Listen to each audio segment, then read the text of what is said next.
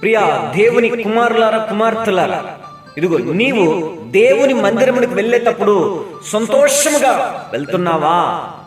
నీ సంతోషాన్ని చూసేసి అన్య ప్రజలు అయ్యో ఆమె ఎంత సంతోషంగా ఉండడానికి గల కారణం ఏంట్రా, ఆమె అంత అద్భుత కార్యాలు, ఆశ్చర్య కార్యాలు ఆశీర్వదించబడడానికి గల కారణం ఏంటి? నిజముగా వాళ్ళ దేవుడేమో. ఒకవేళ వాళ్ళ దేవుని ఆశ్రయిస్తే మనకు కూడా ఇలాంటి ఆశీర్వాదాలు వస్తాయి అని అనుకునే రీతిగా నీ సంతోషం ఉన్నదా? నువ్వు జీవించగలుగుతున్నావా? లేకుంటే ఎప్పుడు ఆ జిడ్డు ముఖం వేసుకొని, ముచ్చు ముఖం వేసుకొని దేవుని మందిరానికి వచ్చినా, లేకుంటే ఆరాధనలో పాల్గొన్నా నోరు తెరిచి పాడకుండా,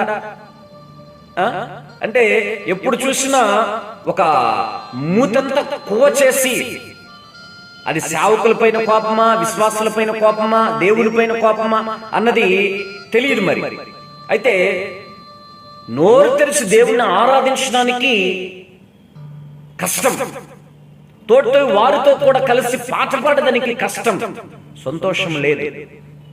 దేవుని మందిరానికి వెళ్తున్నప్పుడు నువ్వేం చేయాలి? సంతోషముగా ఉండాలి.